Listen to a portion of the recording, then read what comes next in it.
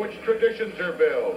This is a game which everybody dreams of playing in from the time they're in grade school till the time they're old men by the fireplace. It's cool, it's cold, but what a matchup. Kirk Kaiser is down on the field, and he's got the starting lineup. Kirk? Don, if you don't get excited for a football game like today, there's something wrong with you. We have a lot of excited people here. In fact, a sellout crowd of over 20,000 will watch on with this football game here this afternoon. We've talked all week long about the hype.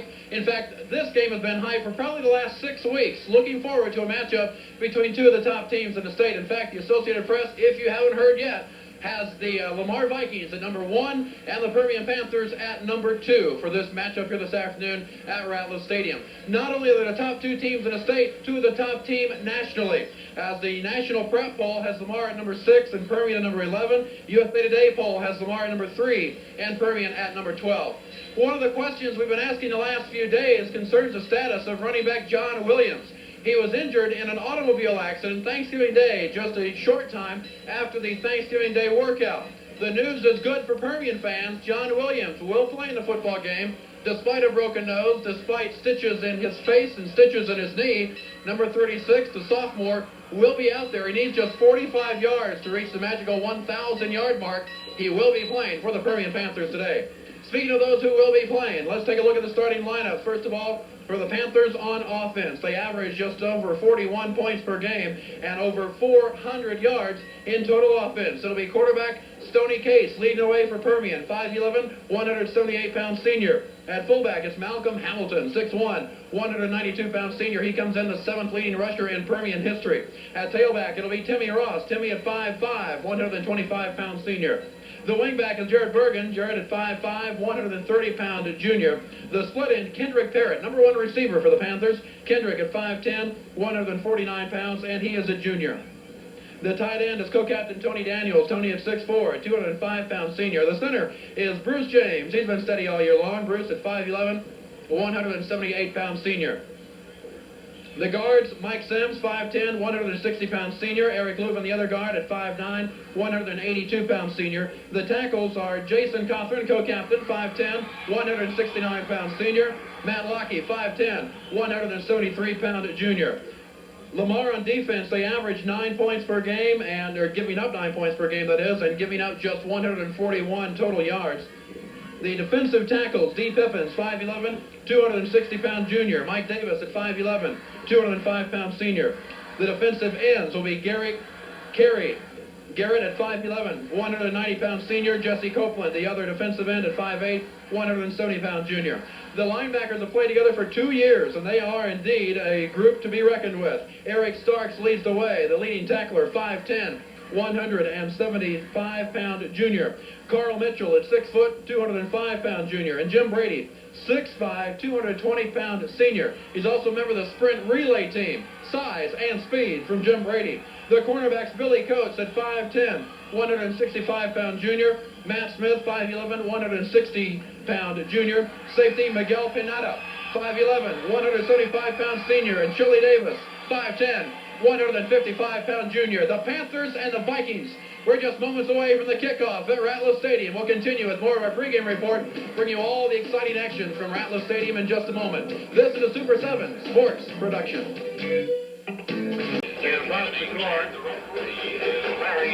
Let's introduce you to the captains. First of all, for the visiting Lamar Vikings, captains are Tony Kennedy, the great quarterback, Sean Walters, outstanding running back, Mike Davis, Chuck Smith, and Jim Brady, the linebacker we told you about. For the Permian Panthers, they're represented by linebacker Brian Tucker, by lineman Jason Cothran, and by Tony Daniels, a two-way starter for the Permian Panthers. At least he'll play both ways here today. And this is Vikings won the kickoff, or won the toss, and they elected to kick off. They want to put their defense out here first, because what is kind of a surprise move. However, they also get the win. This will be the 4th meeting between the Permian Panthers and the Lamar Vikings. Permian has won the 3 previous encounters. In 1977, the regionals in Abilene, Permian took that one 35-7. In 88, the quarterfinals right here at Ratliff Stadium came up with a 21-7 win over J.J. Joe of the Lamar Vikings. And then in 89, a 20-10 victory after Permian fell behind in that game, 10-0. No trespassing in Mojo territory, and both sides, Don, feel that the home field advantage of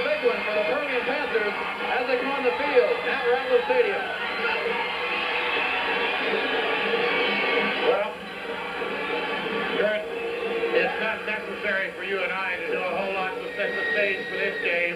The noise coming out of the stadium is just phenomenal. The weather conditions are not perfect, but they could be worse. We do have a lot of wind. It's about 44 degrees as we'll kick off the football. Wind chill factor of about 16 degrees, so it's cold out on the field.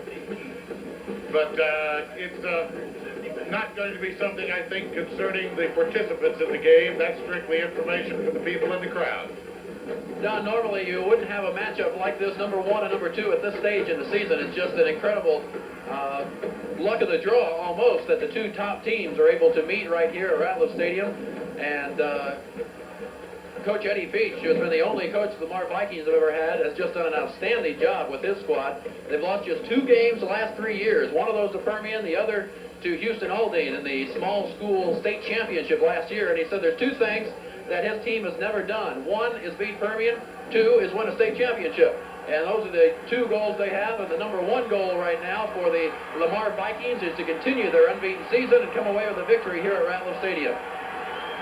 Well, Kurt Geiser, there has been a lot of talk and some pretty strong words come out of a few folks on both sides of the football today. Some athletes have said some things that have kind of inspired the other team to play a little harder, as if they needed any. Robert Partridge will kick off for the Lamar Vikings, and we are underway in a battle of unbeatens from Ratliff Stadium. It'll bounce in front of Alan Strambler. He picks it up at the 7-yard line and has a sideline. He is hit hard down at the 18-yard line. Strambler probably was picking up the football, but he was hit by Garrett Carey, who quickly came down as you watch it one more time. Well, Strambler just has a little bit of problems getting a hold of it. He dodges the first man, however, and that allows him to get the ball out to decent field position at the 18. He very easily could have been nailed at about the 10-yard line. The Permian offense led by quarterback Stormy Case. Stormy 5'11", 178-pound senior. As he starts his team, 1st and 10 from their own 18-yard line. The number 1 receiver for the Panthers, Kendrick Herrick, will go wide to the right side. Ross and Hamilton on the backfield behind Case. First carry of the day is to Malcolm Hamilton. Across the 20, out to the 24-yard line. Yes, Malcolm sir. Hamilton, a good pickup on 1st down, brought down by Jesse Copeland. Well, this is the bread and butter play for the Permian offense, has been for 20 years, and it hasn't changed a bit. Everybody practices against it. Everybody knows it's coming. It's the difficulty of stopping the execution that causes the problem. Hamilton comes in with 1,316 yards, averaging just over 6 yards per carry. He picked up 6 there. 2nd and 4 from the 24-yard line. Backs offset to the left side. Case the long count. Pitches the ball to Timmy Ross. Ross across the 25, hit hard, but he makes it out just short of a 1st down. It'll be 3rd and short for Permian. First carry for Ross. Chili Davis comes up from the secondary to make the stop on Timmy Ross. John Williams checking in the lineup now for the Permian Panthers. Well, Kurt, the Lamar Vikings have been stacking those outside linebackers inside the defensive end. And if they continue that, then Permian's going to continue to run just exactly what they're running, because they're able to trap that linebacker to the inside, leaving the cornerback to make the tackle. 10:40 and counting left in the first quarter. 3rd and 1 for Permian from their own 27-yard line. Case up the middle. Hamilton has a 1st down. Takes it out to the 34-yard line. Malcolm Hamilton right up the middle. Well, power football this time. We'll watch it one more time around. Just simply base blocking. Take the man in front of you, drive him off the line of scrimmage, and give him some running room. And the secondary forced to make the stop. Miguel Pineda and Matt Smith. So they get by that outstanding linebacking core. Starks, Mitchell, and Brady. And what great credentials they have. 1st and 10 Permian out to their own 34-yard line. First series of the day. Stormy Case ready to get the ball from Bruce James. Hands it off to John Williams. Williams trying to turn the corner, does so. Wrestled out of bounds across the 40, the 41. Miguel Pineda grabs him around the neck and takes him down. There's an injury on the field as D. Pippins, defensive tackle for the Lamar Vikings, is down on the field. And D. Pippins would be a great loss to Lamar as you watch John Williams run. Well, John Williams, of course, the man that was in the automobile accident. A lot of people wondered if he'd be ready to go at all. He certainly looked fine on the first carry. D. Pippins has 11 sacks. He has blocked 3 punts. He's a transfer from Arlington Sam Houston, 5'11", 260 pounds. Pippins, number 37. And let's see if we can see how he was hurt on the play.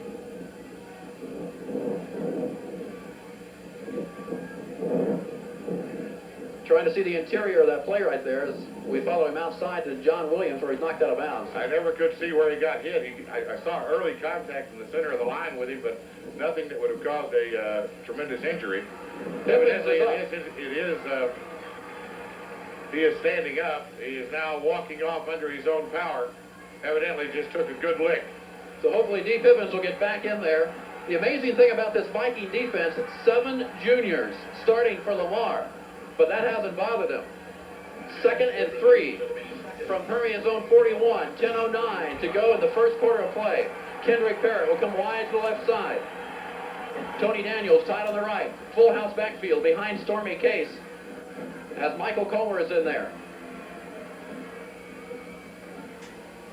Case pitches the ball back to Malcolm Hamilton. He tries to make a cut upfield, can't do so. Eric Starks makes the play as Hamilton could not turn the corner. When he made his cut, the Viking defense covered it well. Does a great job of just straightening this play out. He's the linebacker here. He's got a block on him, but he fights off that block and just keeps stringing it out. Now, if that block had gone on him, it would have been a lot of territory to run. But they couldn't get number 44 out of the game. It'll be 3rd and a long 2 for the Panthers with 9.5 minutes to go in the first quarter. Permian from their own 42 after starting at their 18-yard line. Permian has kept the ball on the ground the entire first quarter. Case has 1 man in the backfield. That's Hamilton. In motion goes Wagner. Case to throw, and Wagner's open. Completes it into Lamar territory. Down the sidelines. 1 man to beat. Inside the 30. Down at the 28-yard line. The first pass of the day. Case to Wagner. Completed for a big play. Chili Davis and Mike Davis made the play, and Will Wagner is down on the field. Wagner is down. Looks like an injury to his arm. I don't want to speculate as how serious it is at this stage, but it does not look good for Will Wagner. He went down on that left arm. The trainers come out there very, very quickly. Well, Wagner got up. He was an obvious fade. Then they laid him back down.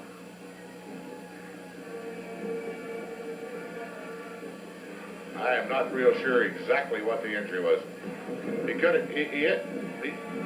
hit on his elbow and shoulder. Could be a jammed shoulder. He's moving that right arm now back and forth. He may just be one of those real good burners. Let's watch it once again. This is a 31-yard pass completion. We'll pick it up right at the end.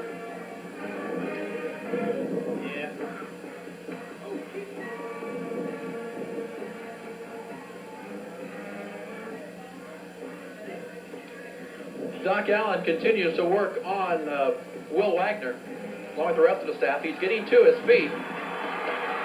And again, 2 injuries that looked rather severe on each side. Both players get up and get off into their own power. So hopefully we'll see Will Wagner back in there. What a big play. 31-yard pass completion down to the Lamar 27-yard line. Tam Hollingshead gives him a pat on the helmet. We're back to action. Under the 9-minute mark now as Kendrick Parrott comes out wide to the left. 1st and 10 Permian at the Lamar 27-yard line.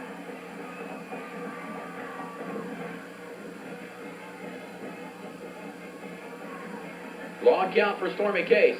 Gives it back to Malcolm Hamilton. Hamilton will take the ball inside the 25 and now down to the 20-yard line. Brought down by Miguel Pineda and Jim Brady. Deceptive running for Malcolm Hamilton. That is the first penetration for the Permian Panthers, and we have an official with us in the booth today. He tells me, no, they don't have to run a play. That is a penetration right there. It was an 8-yard pickup for Hamilton. We'll call it 2nd and 2, right at the 20-yard line as we come down the 8-minute mark. Permian's had the ball the entire first quarter. Case sends Parrott wide to the right side. Tied on the left is Tony Daniels. The power eye again behind Stormy Case.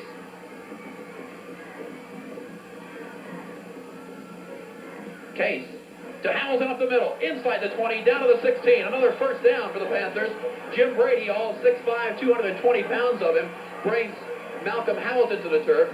What a great player Jim Brady is, an all-state candidate. He's on the Texas football all-super team of as a linebacker. And the amazing thing about him is he's also a member of the sprint relay team, so he's got that speed in there as well. Tremendous size and tremendous speed.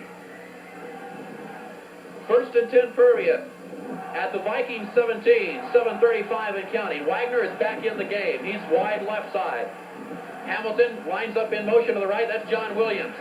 Williams trying to turn the corner, does so. Inside the 15, down to the 10. Strong running for John Williams. Miguel Pineda again made the tackle. He's had a good first quarter already. John Williams trying to be the only sophomore in Permian history to gain 1,000 yards, which he will do if he can pick up 45 yards today. A 6-yard pickup there, 2nd and 4. At the 10-yard line. Under the 7-minute mark. Parrott right. Daniels tight left. The pitch. And Williams tripped up behind the line. The big play made by Chili Davis. Chili Davis does a great job this time, coming up from his safety position. Watch him. He was right up on the line of scrimmage, and he just was not going to allow that play to go outside. For the first time, the Viking defense throws Permian for a loss, and it's a big loss. A 5-yarder on the play, making it 3rd and 9. Permian pushed back to the 16-yard line.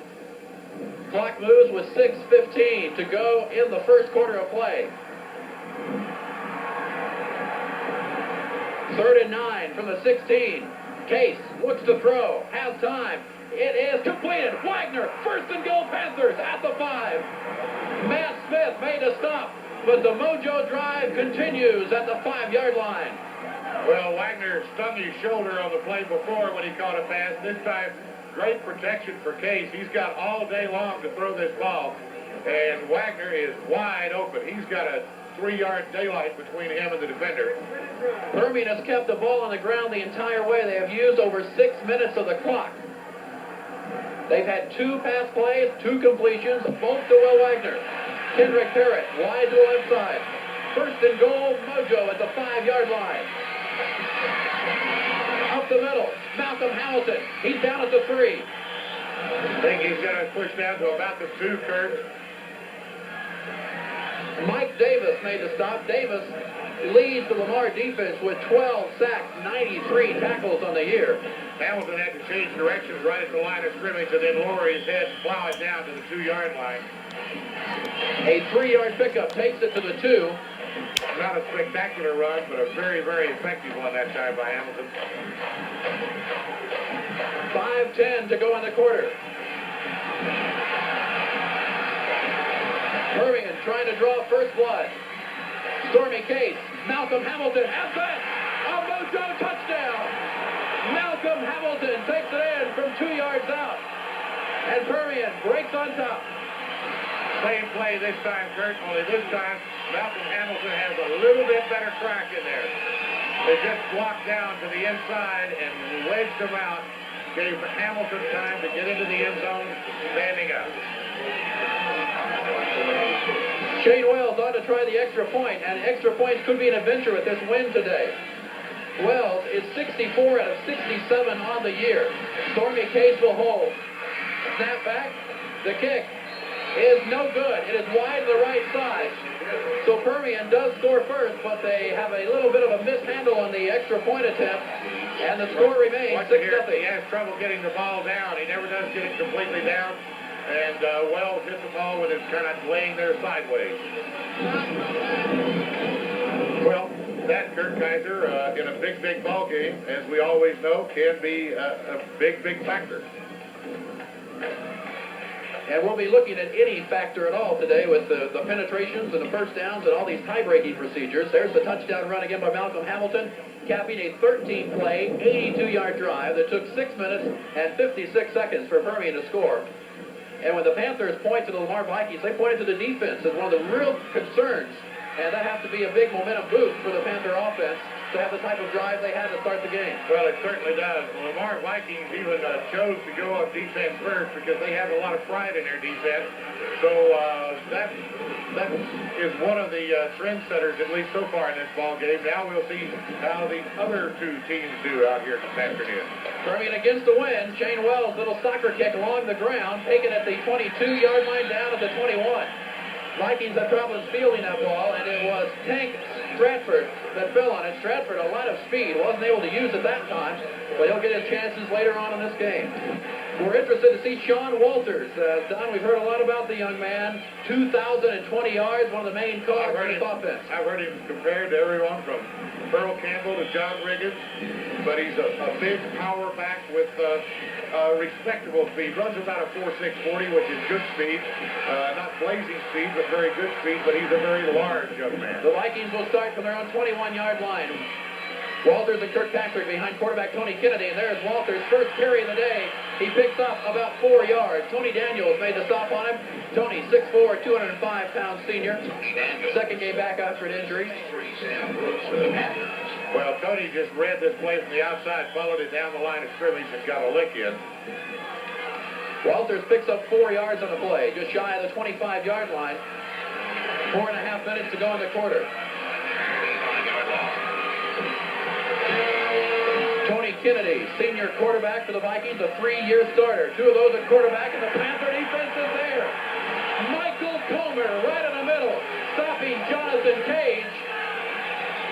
He will still pick up a yard, but watch Michael Comer right in the middle of the screen. Comer hits him headgear to headgear, and he has some help in there that time from Sam Brooks, who was also in on the tackle. But they drove him back in a hurry. The Vikings face to the 3rd and 5.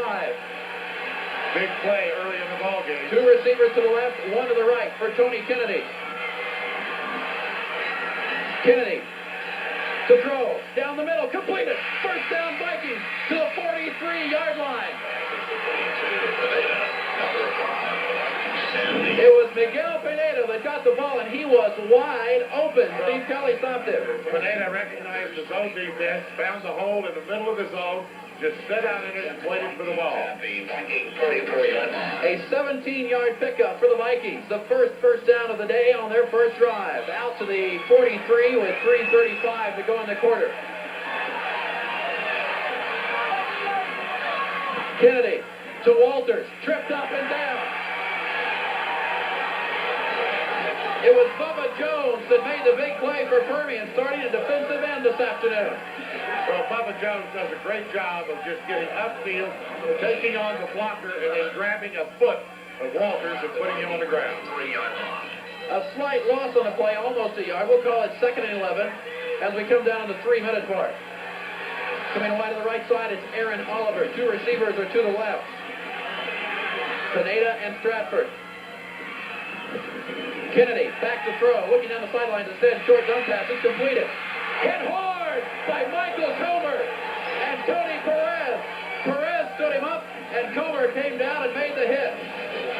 Whoa. Whoa, whoa. This one will wake you up. If he hadn't had his wake-up call yet, he just now got it. Because right here, Comer really hit me. That was Jonathan Cage who caught the ball out of the backfield and paid for it. Still, he picks up 6. 3rd and 5 Vikings. 2:20 to go in the quarter. Kennedy looks to throw. Down the middle. Complete. The Vikings in Permian territory to the 31-yard line. Pineda catches it again. Court Peterson the stop. The Vikings are on the move. Same pattern to the other side of the field this time. He just simply circles out here, finds a little hole out in the middle of that zone, sits down and waits for the football.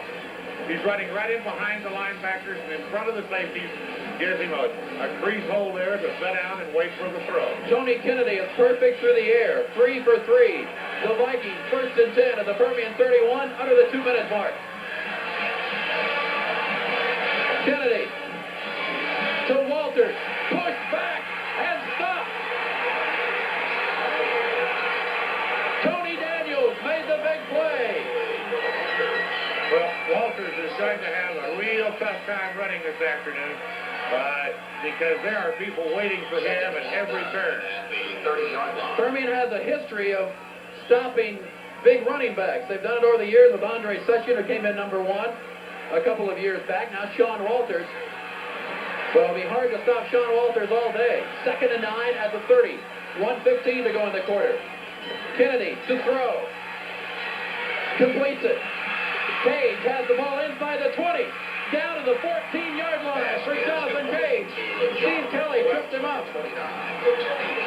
Permian Panthers are definitely playing the run real hard. These little flare passes to the outside and the hole in over behind the linebacker is what they're giving him at this point. And Arlington, Lamar is taking great advantage of it. 3 big pass completions has the Vikings at the Permian 14, a 16-yard pickup there. Less than a minute to go in the quarter. Lamar trailing 6-0, but they're on the move. Kennedy pitches it back to Cage. Cage is hit by Sam Brooks and down. Sam Brooks made the stop on Jonathan Cage. Well, Sam Brooks met him head on and knocked him backwards, and Comer just jumped on top and put him on the turf.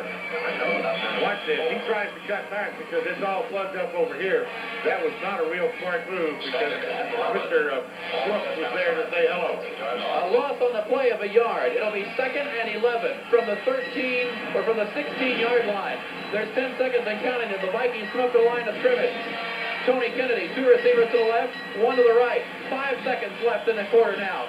3. Will he get the play away? No. Flags will fly. It'll be a delay of game against the Vikings or a timeout. Let's see what happened. The coach was on the field, 5 yards on the field. And let's see what they call. There's 1 second remaining in the quarter. No flag flew, but they did stop the clock. I think they've stopped the clock simply to warn Eddie Peach to stay off the field. It will be a timeout charged to the Vikings. Or else Coach Peach was out there just making sure they called it. I'm not sure what it was. Well, Coach Peach got involved, shall we? Yeah. That way. A little involvement by the coach there because evidently the clock was about to run down. There is no 25-second clock here at Rattler Stadium, so I don't know what the play clock was doing. But evidently he was concerned that the play clock was going to run out or something. Don, when you talk about Eddie Peach, what an outstanding job that he has done over the years. The only coach the Lamar Vikings have ever had. And he has his team unbeaten this year at 12-0. As we talk about the last few years, the Vikings have just had outstanding teams. Last year in the state championship game to Houston Aldine, losing just 2 games in the last 3 years. And Eddie Peach to be commended on the great job that he and his staff have done with the Vikings. Play resumes. 2nd and 11. The ball just out. 2nd and 11 now. This should be the last play of the first quarter. The Vikings at the Permian 16-yard line. Kennedy to throw. He's been perfect in the air so far today. Down the middle. Completed to the 2-yard line. The last play of the first quarter has the Vikings knocking on the door. Court Peterson the stop, but another completion, this one to Miguel Pineda. And that will set up first and goal to go, by the way, as we will, I think, switch into the field here. They'll mark the ball. No one is really moving, though, from their positions. It will be first and goal Vikings. Let's make it official before we break. And that'll end the first quarter of play from Rattler Stadium.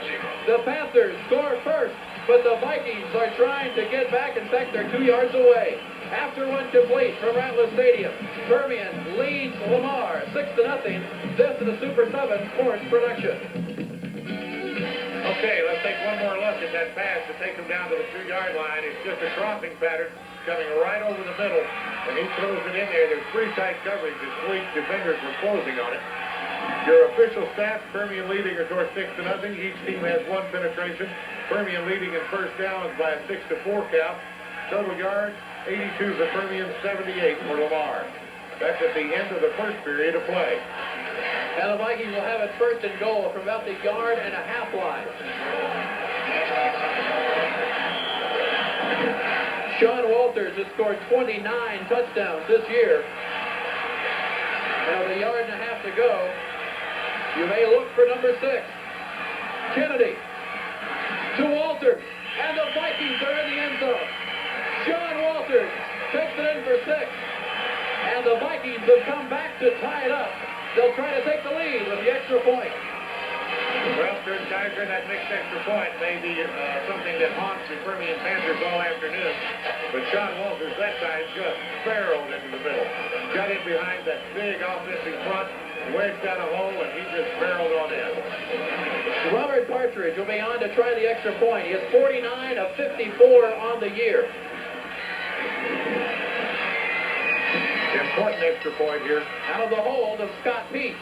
Snap back, and the extra point is good. The Vikings have taken the lead on the first play of the second quarter. With 11 minutes and 57 seconds to go in the half, Lamar leads Permian 7-6. Well, Kurt, now it's going to be who answers who. Both teams have demonstrated that they can move the football both on the ground and in the air. Both offenses working very, very well. Defensive strategies are flying all over on both sidelines and in the press box below us. You hit on the key, Don. The Panthers have stopped the run well, but the Vikings have made their living through the air here in that first drive. 11 plays, 79 yards. It took just 5 minutes and 1 second off the clock. And it was John Walters that scores his 30th touchdown of the year from 1 yard out. And the Vikings have the 7-6 advantage. So both teams successful in their first drive. And there you see John Williams, who is back deep to receive this kick for Permian, along with Alan Stramblers on the other side.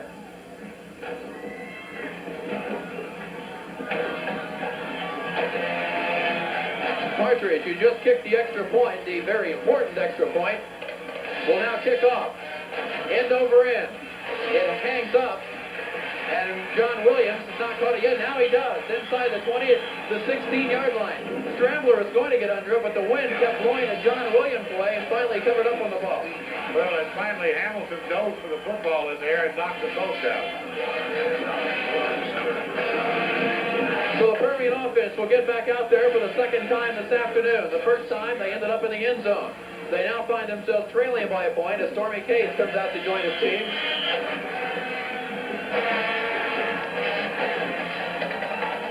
Well, everybody's got to remember there is no tomorrow brand of football because the loser goes home. So anything you have, this is when you do it. The pitch to Hamilton stopped as he hit the 20-yard line by Jim Brady. Pick up the 3 yards on the carry. That was the same pitch toss that they have run successfully before. He cut it back up inside this time. Might have been a little bit more opening to the outside, but tough to say. So they'll give Hamilton a 4-yard pickup. We'll call it 2nd and 6 from the 20-yard line. Hamilton and Williams behind Stormy Case. Bergen is split on the right side. Now Bergen goes in motion. Permian goes left to Hamilton. Hamilton looking for room. Hamilton down the sideline, sees the block, gets it. Hamilton into Lamar territory. Down at the 39-yard line. Billy Coates makes the tackle on a big play by Malcolm Hamilton. Well, got to see who that was who got the big block out here. But somebody just wiped out the world on the other side. Let's watch right here. They may be saying you stepped out about right in here somewhere. Right there. Right, yeah, he was out. He did step out a little earlier.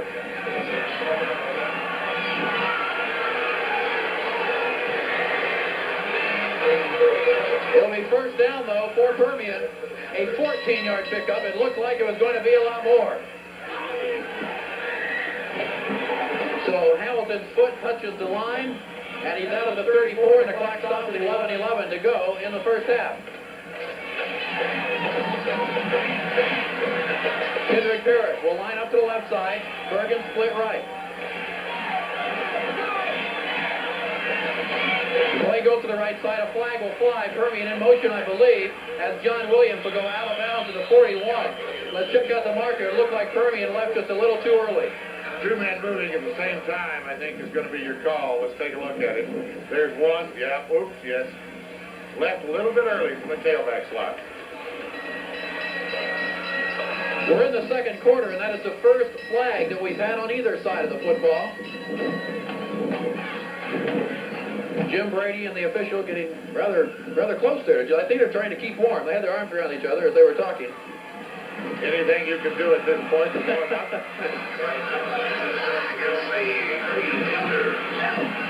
And Jim Brady sure does fill out a football uniform. 6'5", 220.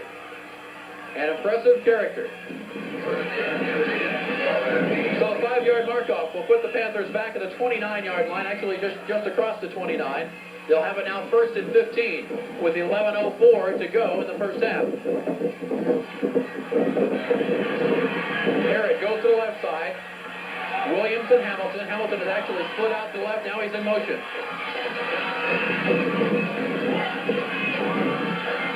Stormy Case on the reverse. The flag flies as Timmy Ross got the ball. We'll check out the marker this time. Carl Mitchell to stop. Holding. Motion.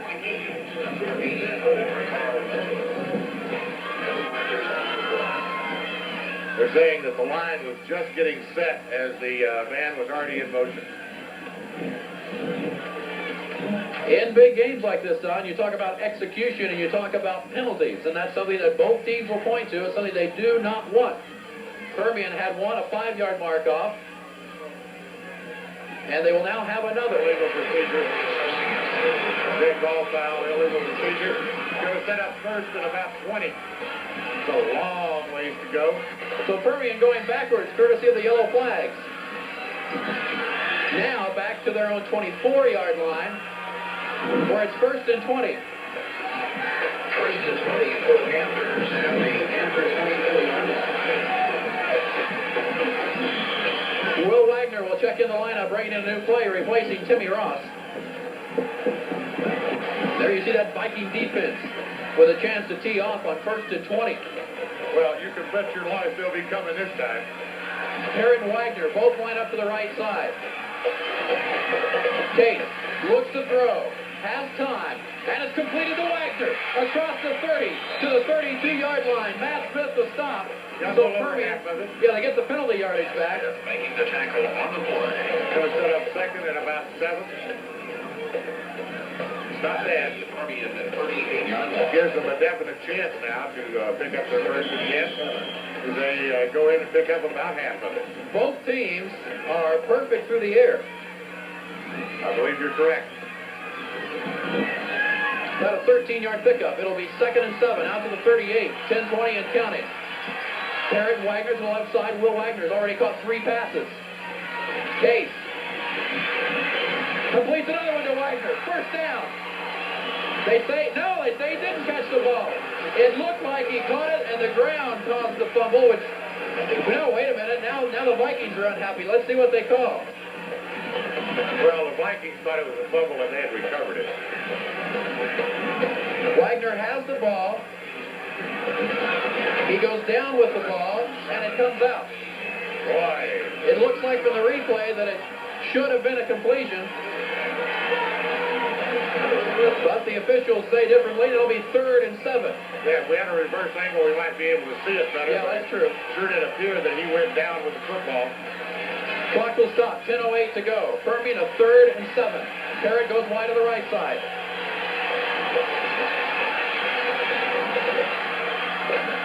Case rolls out to the right, looking downfield for Parrott. Instead goes short, and it's incomplete. Tony Daniels dove for the ball at the 49, and the Viking defense to stop them. Jim Brady with the coverage on Tony Daniels. So it'll be a 4th down. The Permian defense will be forced to punt, and Shane Wells comes on. First punt of the ball game.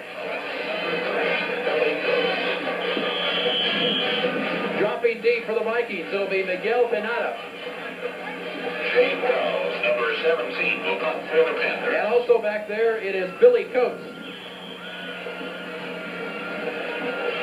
10:02 to go in the first half. The Vikings a 7-6 lead, and Permian their first punt of the day.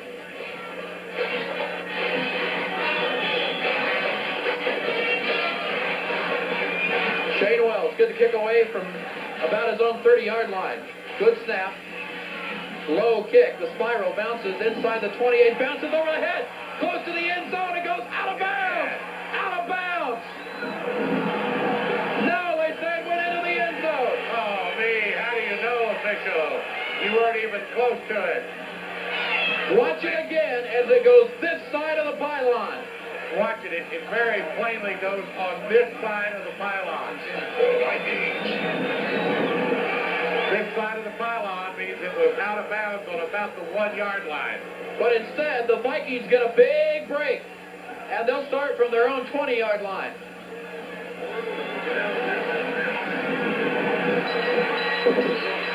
So 2 calls going against Permian here in the last series. Let's see how the Vikings can capitalize on it. Tony Kennedy hands it off to Walters. Hit and down. A loss on the play. John Walters hit by Sam Brooks. Number 63, Sam Brooks for the Well, Permian defense right now is going to get their chance for this ball game. They must stop and contain the Vikings right here and right now, or they're going to be having a lot of problems the rest of the day. A 1-yard loss will make it 2nd and 11. Again, Sean Walters having problems running, but the Vikings have opened it up through the air the first time they had the ball. See what they can do now. 2 receivers come left. Walters, the only one in the backfield behind Tony Kennedy on 2nd and 11. Kennedy gives it back to Walters. Walters cut down again and stopped inside the 15. Will Wagner made the play. Boy, talk about a mismatch. Will Wagner at what, 110 or 15? Will Wagner 160. 160. Sean Walters 225. taking the tackle off the Only giving up about 65 pounds. That's worked rather well right that time. A 4-yard loss on the play as you see Will Wagner. He came to play today in 3rd and 15. 8.5 minutes to go in the first half. The Vikings, 2 running plays on the ground, have lost 5 yards.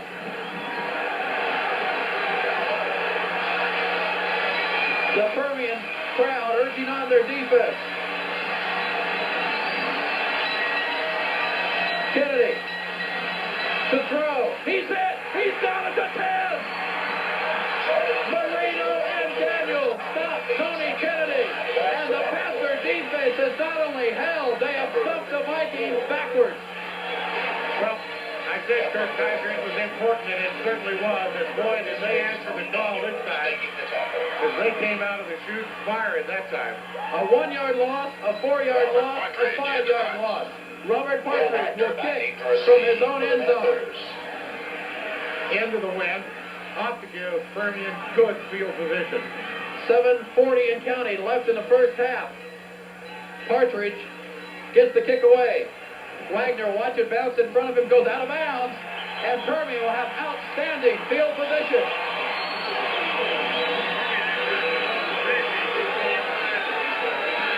At the 37-yard line, Permian will get the football. There's 7 minutes and 32 seconds left to go in the first half of play. Permian trails 7-6.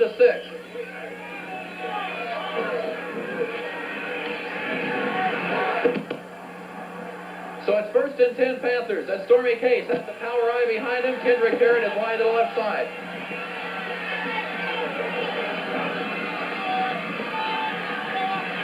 Up the middle, Hamilton to the 30-yard line, down at the 29, Julie Davis, Miguel Pineda, up from the secondary to make the stop on Hamilton. Well, Hamilton done some punishing on this run. He got hit hard at the end of it, but there's a young man about halfway down this run right here who really gets a load of Mr. Hamilton. That was Miguel Pineda who finally made the stop on Hamilton. Boy, he's had a big game defensively. 2nd and 2, an 8-yard pickup for Hamilton to the 29 with 7 minutes to go in the quarter.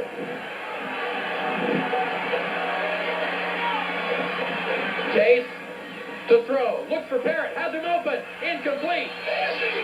Parrott tried to dive for the ball, defending was Billy Coates. Underthrown just a little, and it'll be 3rd and 2. Well, let's take another look at it. He's got plenty of time to pass. The offensive line giving him lots of traction. Well, the ball's just real short. If it hadn't been short, you might have had a play on play. So on 2nd and short, Permian gambles and tries to go to the air. Now it's 3rd and 2. Case up the middle. Hamilton will be very close to a first down. Well, this is 4-down territory. That's the reason you saw that pass the last time, because Coach Hollingshead knows that we can go twice if we have to here. They will spot it short. And less than a yard.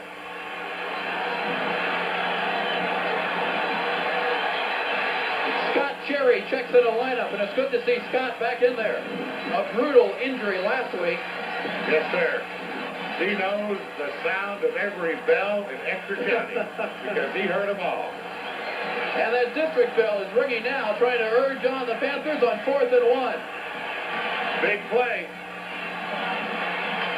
Case to Hamilton. It's very, very close. They will spot it short of a first down, I believe. They're spotting it way, way short. They're spotting it way short of where he is. Oh, my goodness. Oh, my goodness. So the Vikings will send their offense out there. They will have a measurement to make it official. Yeah, let's take another look at this before they even do this, because let's see, they're going to mark it right here. Hamilton is almost to the 26-yard line.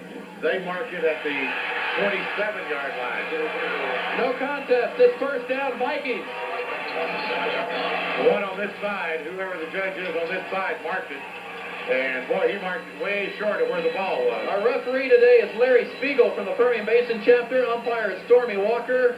Line judge is Eddie Rogers, both from Fort Worth. Leo Valdez, the head linesman for the Permian Basin. Back judge is Alan Bishop for the Permian Basin. And the statistician is Jim Jennings from Fort Worth.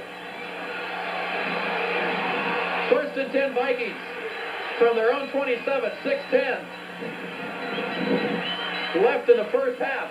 Walters will pick up a couple, maybe 3 yards. As Michael Comer makes the stop that time, it'll be a 3-yard pickup. We'll call it 2nd and 7. Well, I tell you what, Walters just doesn't have any place to run. There are no holes for him. So the Vikings survive a scare with Permian starting at the 37-yard line. They stop Permian from getting a first down. Clock runs with 5:40 to go in the first half of play. Lamar clinging to that 1-point lead as Tony Kennedy has his backs offset to the right side. 2nd and 7. Kennedy, Walters, hitting down. Ephraim Marino makes the stop. From his defensive tackle position, a loss on the play. It'll be 3rd and long. Just outstanding defensive effort by the front 4 and the linebackers for the Panthers. 3rd and 8. Line of scrimmage, the 29-yard line. A game which opened up with both offenses scoring is now turning into a defensive struggle. Under the 5-minute mark. Kennedy looks to throw. Looks downfield. That's right across the middle. It's completed to Panetta. Tony Perez to stop. Panetta makes a diving catch across the 40-yard line.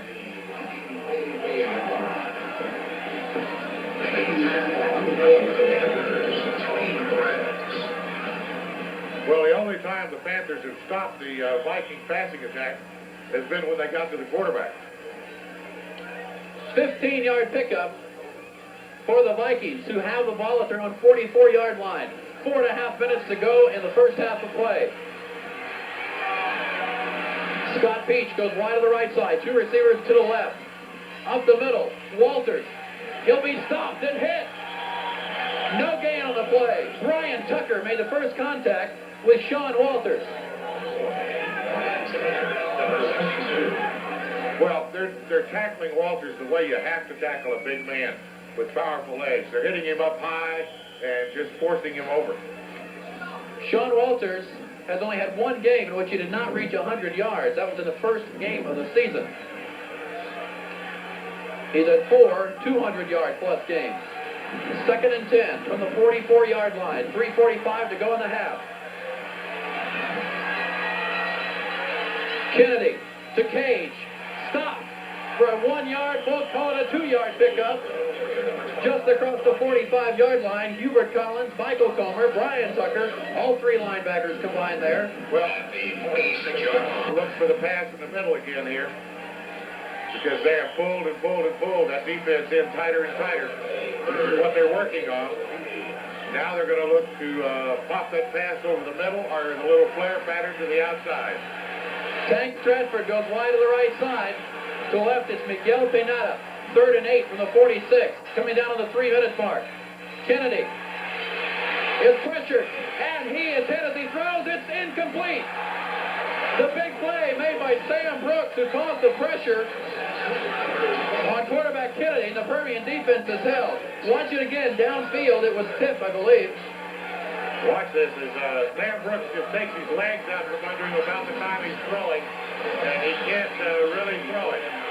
It wasn't tipped, it was just that he was hit as he threw, as Don said. So it'll be Robert Partridge on the punt. In fact, I'm not real sure he wasn't down. I think his knee was down before he released the football. 2:58 to go in the first half. The Permian offense will get another chance if they can field the punt cleanly. There's Robert Partridge's kick, end over end. It'll bounce inside the 30 and go out of bounds. The ball goes out at the 27-yard line. So that's where Permian's offense will get another shot with just 2 minutes and 52 seconds left. All right, let's take a look at this one more time, just out of curiosity. See if his knee is down before he throws this football. No, it's not. Well, pretty close. Maybe a half inch the ball's out of his pretty hand. Close. I guarantee you. It was a good call. We'll call it good. 2 minutes, 52 seconds to go in the half. The Permian offense has shown that they can work this 2-minute drill very effectively. They did so in the first playoff game against Amarillo Tascosa to take the lead right before halftime. 1st and 10 for the 27. The pitch comes back to Hamilton. Hamilton breaks the tackle. Hamilton down the sideline. Inside the 30. Down to the 20-yard line for Malcolm Hamilton. No flags on the field. Garrett Carey saves a touchdown. Garrett Carey, number 50. On a 53-yard run for Malcolm Hamilton. Malcolm Hamilton's given it all the speed he's got. He just hasn't got quite enough to get to the end zone, but he does pick up another of those important penetrations. 2.5 minutes to go in the first half. Case pitches it right side. That's John Williams. He turns the corner. Inside the 15, out of bounds at the 10. Miguel Bernada pushed him out. Very close to a first down. They'll spot him just inside the 10. It'll be half a yard short. Yeah, 2nd and inches now for John Williams. So it's Hamilton left, Williams right.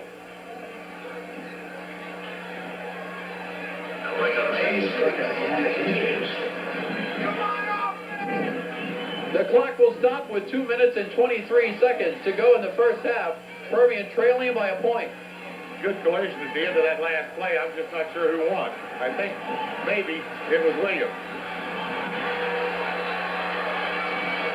Case up the middle. Hamilton has the first down. Hamilton, the ball carrier. Ball forced out, but well after he'd been stopped. Initial contact by the Vikings, number 84. So it'll be 1st and goal for the Permian Panthers. On the first down. 1st and goal on the gun line. As they have it at the 8. That's attention, Cindy Patton. You lost your woman, and you can pick it up at 8-2 on the west side. The clock starts to run again with 2:10 left in the first half. Let's see what the Panthers have called now on 1st and goal from the 8. 3 in the backfield behind Stormy Case. Up the middle. No, Case keeps it. That's almost a touchdown.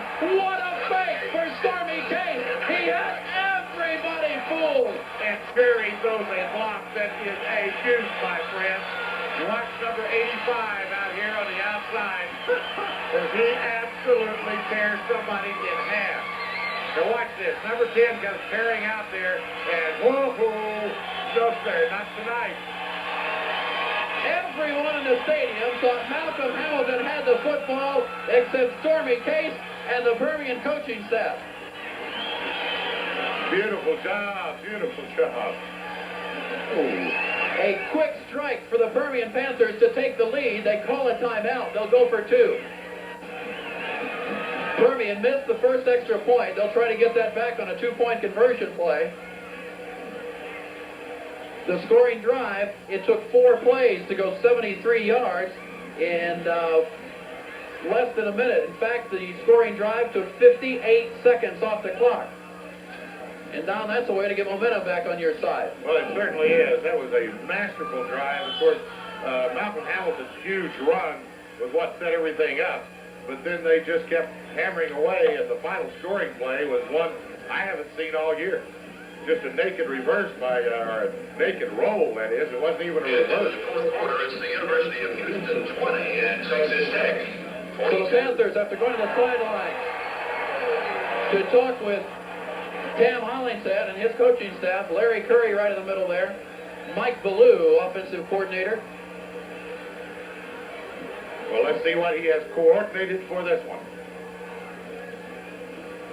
The brain trust is met. They have made a decision, and now we'll see about the execution. Halftime is just 1 minute and 54 seconds away, and the Permian Marching Panthers have an exceptional halftime plan, which I know you'll enjoy in just a few moments.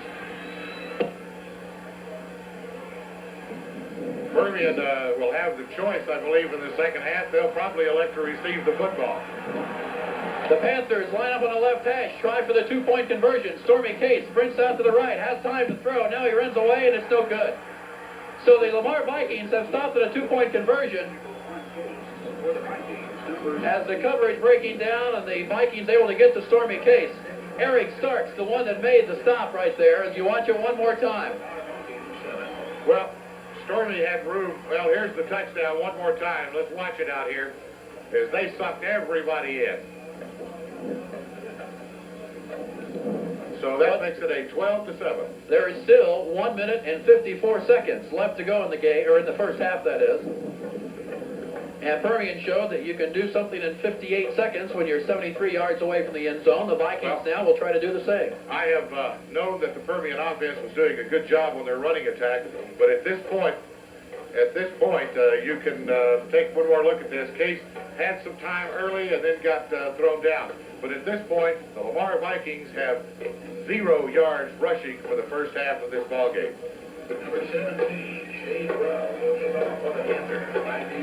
So Shane Wells has the ball at the 40-yard line, teed up, and let's see what happens here. The Vikings drop 2 men deep.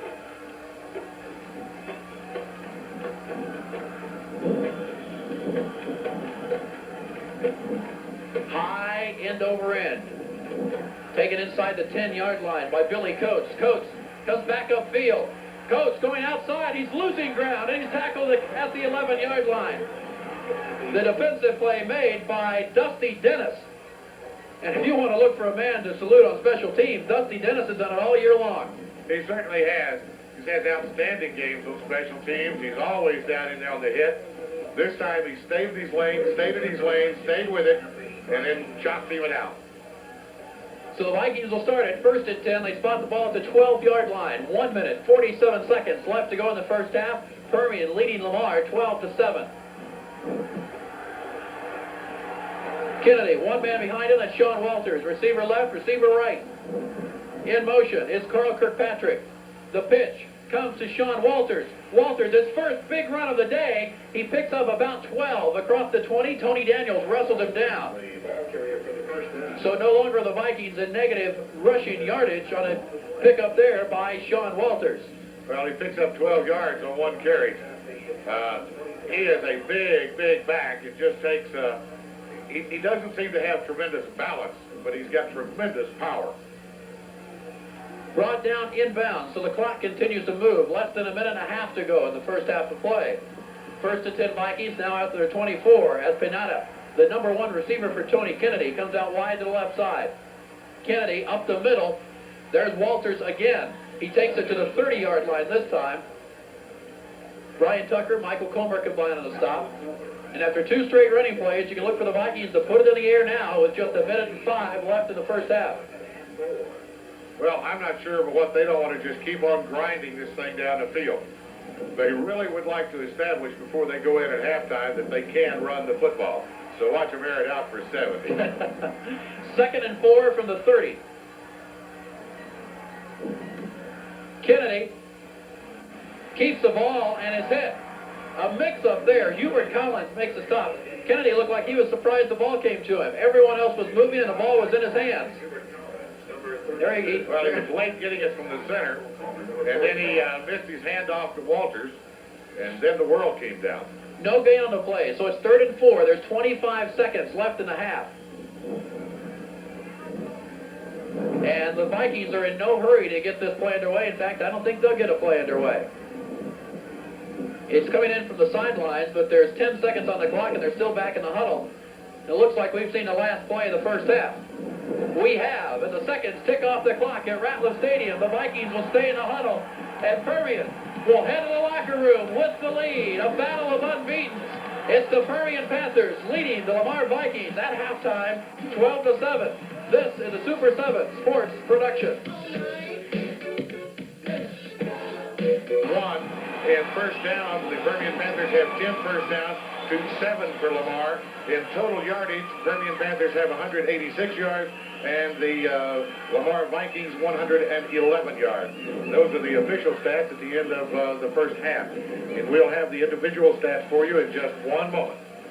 Football is the game, Mojo the name, on the banner that the Permian Panthers will run through in just a few moments. You see the banner that the Vikings have up now as they'll come out as well. Don, this third quarter, a very, very important quarter. It has been the best quarter of the year for the Lamar Vikings. They've given up just 21 points in 12 previous games, and the second half has pretty much belonged to the Vikings. Since week 5, Lamar has allowed only 26 second-half points in a total of 7 games, and opponents have been held to as little as 7 yards rushing, 21 yards rushing, 43 against Cleburne, though 7 yards rushing was Wyatt. So the second half has been one where the Vikings have really started to clamp down on their opponents. Well, they really have. They do some great adjustments at halftime. That's a sign, Kurt, of an outstanding coaching staff and a bunch of young men who listen and learn from their coaching staff. The thing that they're going to have to do, of course, is they're going to have to spread their defense out to stop the outside attack of the Permian Panthers. But when they do that, however, they're leaving that middle open a little softer for Malcolm Hamilton to make some slamming runs up inside. So it's a difficult task that's facing them at this point, but not an impossible one. The fact the Vikings are behind is an unusual situation. The only times they have trailed at the half was in week 2, down 14-10 to South Grand Prairie, in week 5, behind 12-10 against Arlington Sam Houston. They trail now 12-7, and Don, some more stats for us.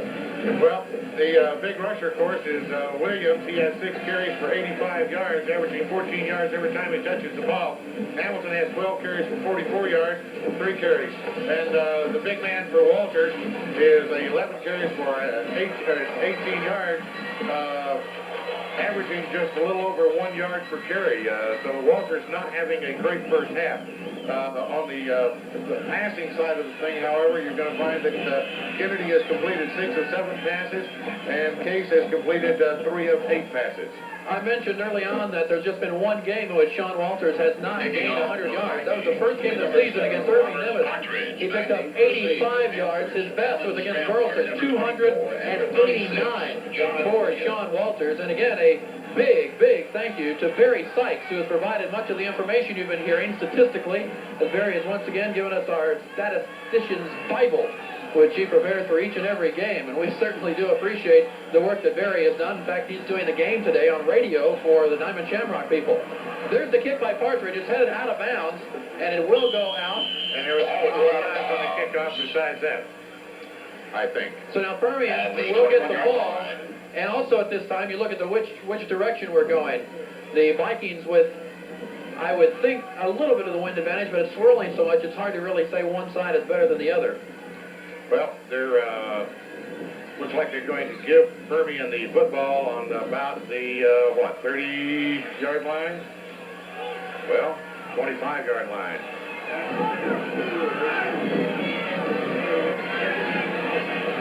So the penalty refused, and Permian will get the ball 5 yards.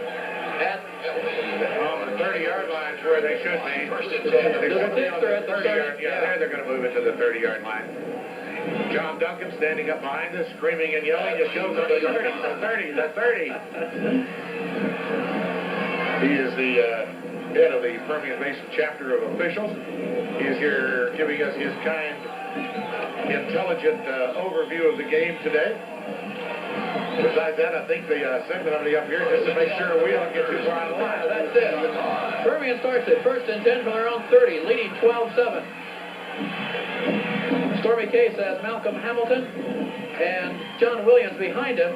And it's Malcolm Hamilton who gets the football for a short pickup across the 30-yard line.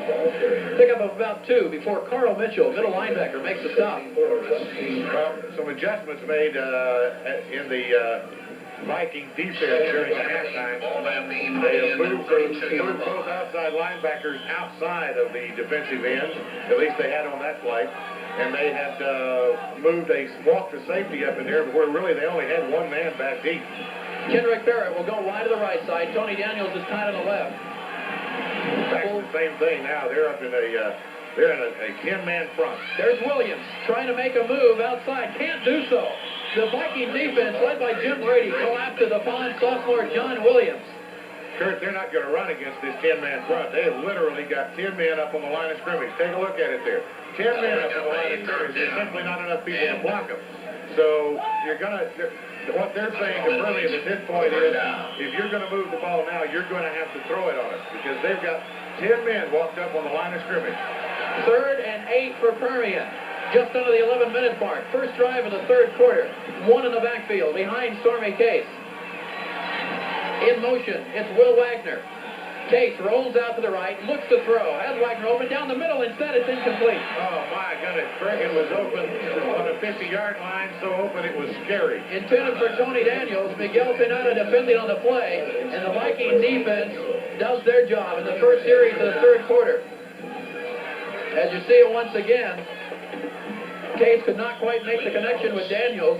And with 10:38 to go in the half, Permian will be back to punt. There is a timeout, an injury on the play, as Chili Davis will be helped off the field. Davis went down and is now being helped off.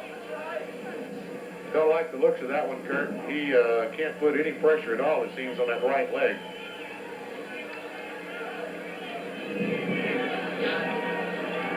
Shane Wells on to do the punting. Watch that play one more time. We won't have time to watch that. Let's go with the punt right now. And Shane Wells get the kick away from about his own 20-yard line. It'll be Miguel Pineda and Billy Coates that are back deep to receive this punt. High snap. Wells gets put into it. Fair catch is called for. Instead it bounces, and it takes a Permian bounce inside the 30-yard line. Down to the 27-yard line.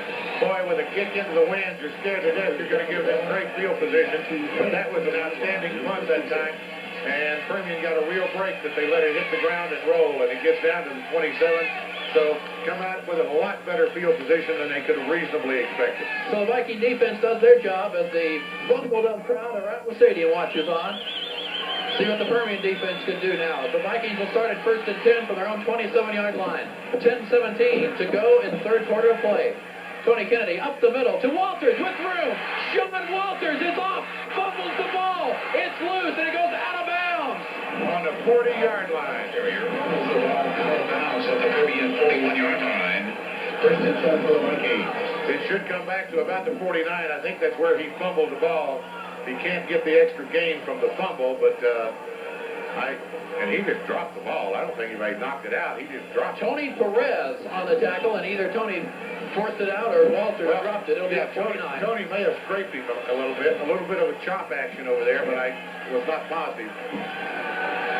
24-yard pickup, best of the day for Sean Walters, who opened up with a big play. The Vikings of the Permian 49. Kennedy, bootleg. He is brought down. Sacked on a play by Tony Daniels. Boy, Tony Daniels being untouched that time, and he was having none of this rollout pass. All the way back to the 38. Tony Kennedy wants a face masking call. He's talking to the official, who will have none of it. Kennedy is still talking to the official. He got him around the neck. I don't think he had a face mask there. He had the back of his shoulder pad. He almost decapitated him, all right, but it was a blow around his shoulder. A 12-yard loss on the play takes the Vikings back to their own 39. Second and 22 with 9.5 minutes to go in the third. Tony Kennedy, Walters behind him in the backfield. Takes to Walters, looks to throw. Down the middle, fumbles the ball. It's loose, and who has it? Kennedy gets it back. Kennedy gets it back, so. Sam Brooks made the play defensively.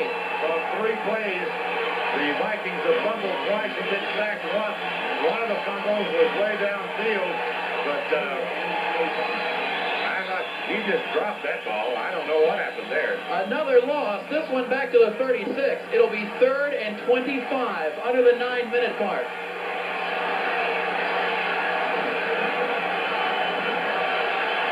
The Vikings in a passing situation. Aaron Oliver is wide to the right side. Kennedy, back to throw, out of the pressure. Kennedy is loose. Kennedy will not be able to throw. He is hit and down, short of a first down to the 44. Steve Kelly, Court Peterson combined on the stop, and the Vikings will be forced to punt. Well, that was just a good pressure and coverage sack. They had a lot of pressure coming on him. He saw Daniels coming on the outside, so he started running with the football, and it was just, he really didn't have a whole lot of chance of making it. He knew it. And you heard the hand for the Permian defense as they came to the sidelines. 8 minutes are left in the third quarter as Robert Partridge is back to punt. He averages 37 yards a kick. He'll have the win. Good snap. Partridge gets away from the 35. Nice kick. Wagner takes it at the 16, fumbles it, picks it up at the 19, across the 20, and Will Wagner is pushed back. Your stop is 22-yard line. Well, Wagner made me catch my breath when he fumbled that ball. It is getting colder and colder here at the stadium. You noticed that too. And I know it's affecting our jaws, but I think it's starting to affect the player's hands. The ball gets very, very hard when it gets cold like this, and very slick. Cold makes it slicker than rain does. You know, one thing they're doing on the sidelines, they have a heater in a box. The balls are inside that box to try to keep them warm. But it doesn't always work because as soon as it hits this air, as you mentioned, it gets hard. First and 10 at the 22. 7:41 to go in the third. Permian clinging to that 12-7 lead.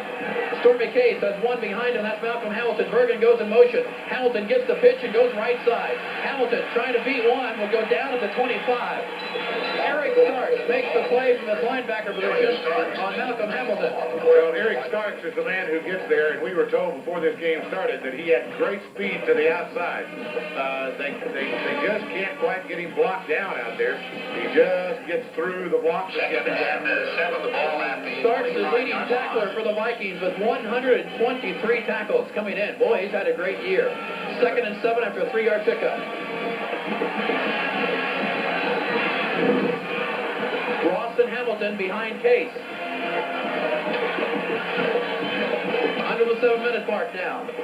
As Case goes up the middle to Malcolm Hamilton. Hamilton will dive ahead trying to get the first down. He'll be just about a half-yard short. Matt Smith wrapped him up. And Miguel Pineda helped out. He's going to set it up as 3rd and short. Now this time, once again, they've got their defense stacked to the outside.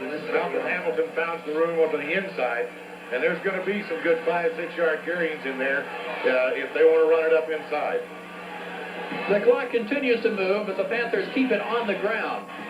3rd and 1 from their own 32-yard line. 6:20 and counting left in the third quarter of play. Will Wagner comes out the left, the power eye behind Stormy Case. Case sets him down. Bruce James ready to get the ball back to him. Up the middle. And Hamilton will have the first down as he fights ahead to the 33-yard line. 33-yard line. They spotted the 33, and he will have the first down. He got a good spot on that one, a generous spot. Gave him everything that he got. The second or third effort, giving it to Malcolm Hamilton. 6 minutes to go in the third quarter. Permian has a first down at their own 33-yard line.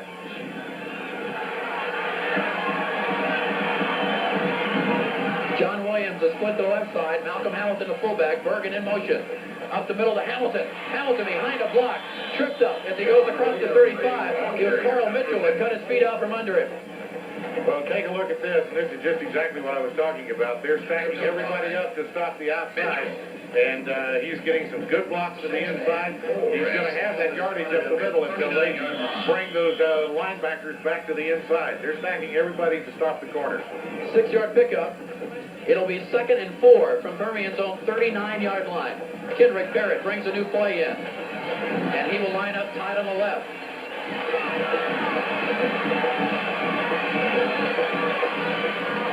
Case puts Bergen in motion. Up the middle, now Hamilton goes outside. Hamilton trying to be one, cuts up, and will go down at the 44-yard line. Close to a first down, and should have it. Billy Coates makes the play on defense for the Vikings. He has the first down once again. And watch the run by Hamilton. He tries to go outside, then cut upfield. Coates doing a nice play of staying right there to make sure Hamilton doesn't get around him. Well, Hamilton's a load to bring down when he gets out there in the loose on that corner. The clock moves at 4:45 in the third. Permian leads 12-7. Hamilton goes in motion. The pitch comes to John Williams. Williams tries to turn the corner. Williams will have a first down and more. No, they say he is out of bounds. John Williams is out of bounds. Out of bounds. He does not have a touchdown. Garrett Carey pushed him out, and we'll check the replay. Boy, well, I checked the replay. Let's take one close look here. All right, he is right here. But right there, out of bounds, right at the yard marker. Good call by the official. Right at the yard marker is where he stepped out of bounds. Boomy. It will be 2nd and short for Permian, 2nd and about half a yard, as the ball is spotted at the 46.5-yard line. Clock stopped, 4:31 to go in the quarter. Second yard and short yardage. This is a offensive coordinator's favorite call. Because right here, you're free to do almost anything you want to. Looks like Case changes the play to line of scrimmage. He gives it back. And a loss on the play. John Williams. Williams brought down by Mike Davis. Making the tackle on the play. Davis, I'm not sure about that call because they're loaded up on this side out here. There's not enough people to block out here. No way that this play is going anywhere. Loss on the play. They ran into the stack side of the defense that time. It'll be 3rd and about 1.5 yards. Coming down on the 4-minute mark, left in the third quarter. Permian leading 12-7. They're in Viking territory. This is a big play on 3rd down. Parrott is wide left. I'd look for Hamilton right straight ahead. Power eye. Hamilton will go outside. Hamilton has a first down. Down the sidelines. He is inside the 30 to the 32. Garrett Carey, Billy Coates stop him, but not before Hamilton makes another big play. Now, what did I say now? What did I say? I think you said Hamilton outside. Yeah, right. That's what I said. Gee, I just knew I said that. Good job of running by Hamilton. Good job of staying in bounds and tight-roping there. Then cutting back at the last minute to slam into a couple of people. Permian started a drive at their own 22. They have moved to the Viking 32. 3.5 minutes to go in the third quarter. Will Wagner is wide to the left side. Stormy Case pitches it to John Williams. Gets one block, needs another around the corner. Inside the 20-yard line, still on his feet. To the 15 for John Williams. Jim Brady finally tackles him, but it's another first down. Oh, boy. This is a great job of running. I really thought he was really going to go here because they got the arc block on the corner man, and he's simply going to outrun these two guys.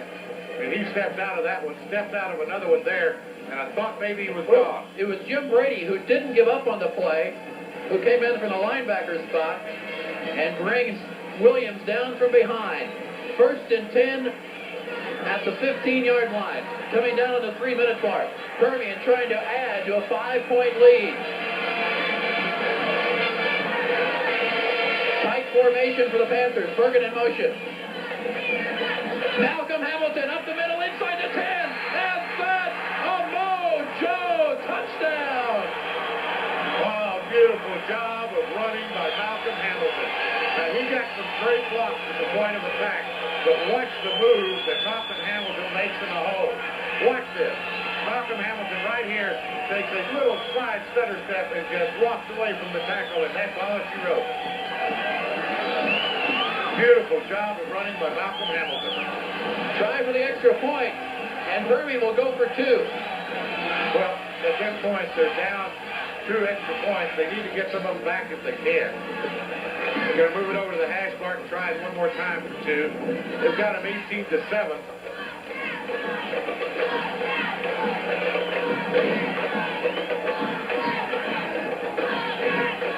Going to move tomorrow, ball to the far hash mark on the 3-yard line, where they'll set it down. They'll mark the ball in play. And Permian will go for 2. They have an 18-7 lead right now. Bruce James comes up, ready to give the ball back to Stormy Case. 2 tight ends, full house backfield. Bergen in motion. Case pitches the ball back to Hamilton. Hamilton makes the cut inside the 5. Hamilton still on his feet. He'll be stopped at the 2. Hamilton gave it everything he had, but couldn't get it in the end zone. But the man in the backfield who slowed him down is the man who stopped this play. Watch it right back here. Right here is a man who, well, Hamilton just stumbled. Hamilton stumbled. He caught his toe in the turf and stumbled. The scoring drive for Permian, 10 plays, 78 yards. They go the 78 yards in 4 minutes and 50 seconds. Malcolm Hamilton scores the touchdown. Here it is. Watch it again. What move right there? I mean, that little quick sidestep move there just dropped the defender who was a safety up in the line of scrimmage. Great job. Well, the Lamar Vikings are got 2 minutes and 51 seconds in the third quarter that they'll have the wind with them. Then they'll be going against the wind in the fourth quarter. So the Permian Panthers have managed to make 2 scoring drives, 2 long scoring drives to chew up the time when they're facing this stiff north wind. Malcolm Hamilton, his second touchdown run of the day. He had 25 TDs coming in. And we talked about how the third quarter has been a good one for the Lamar Vikings. The Permian Panthers have given up just 6 points all year long in the third quarter, while scoring 103.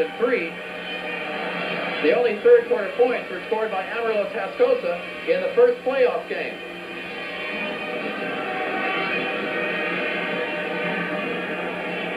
Permian leads 18-7.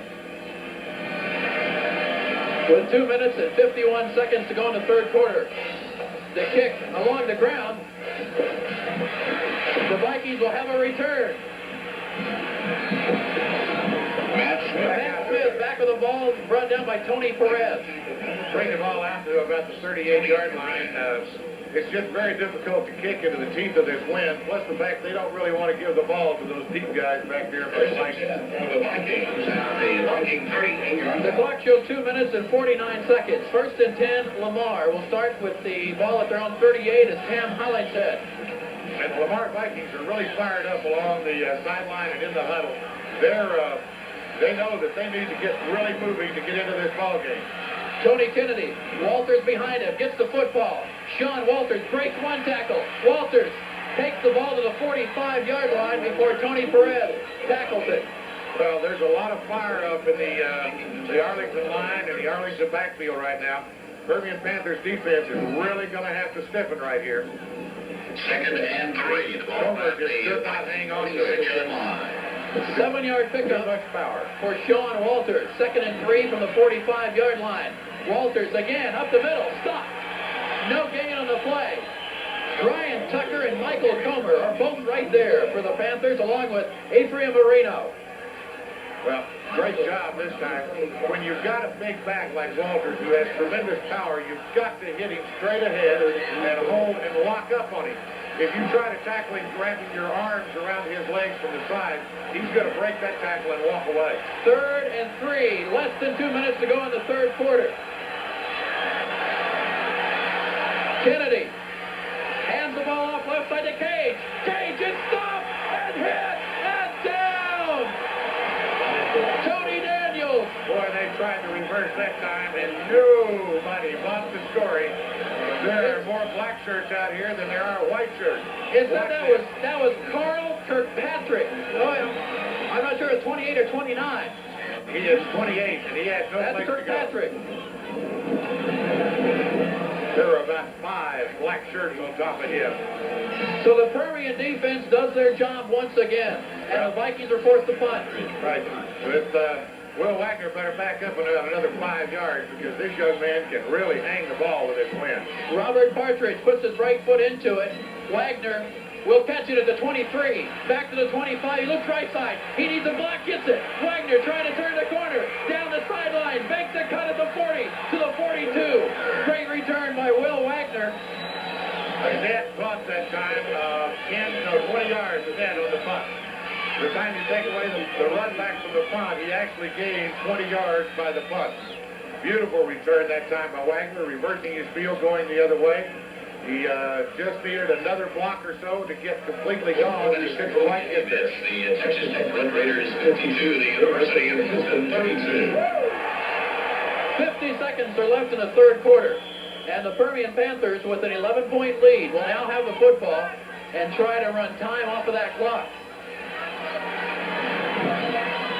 Bergen is wide left. Parrott is to the right. Case gives the ball back to John Williams. Williams cuts upfield, breaks through one tackle. Williams breaks through another. Williams out of bounds at the 50. Eric Stark pushed it out.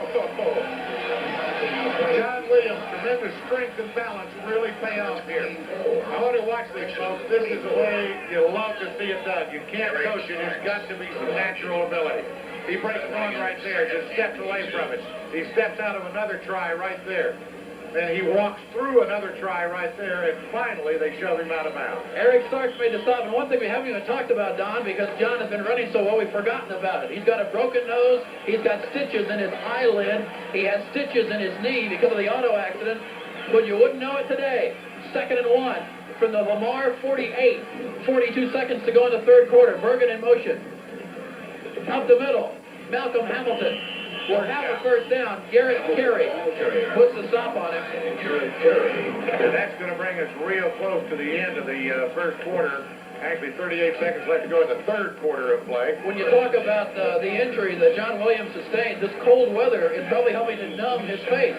Well, he has a visor on. I don't know whether you noticed that or not. He has a full visor on, a la Jim McMahon and a few others in the NFL. And that makes a lot of difference because nobody's fingers and hands can get in there and hit him on those cuts. In talking with Doc Allen, that was one of the main problems, was the vision in his eye, his right eye. He couldn't see out of it very well. 1st and 10 from the 46-yard line. And a flag will fly. Apparently too much time by the Panthers.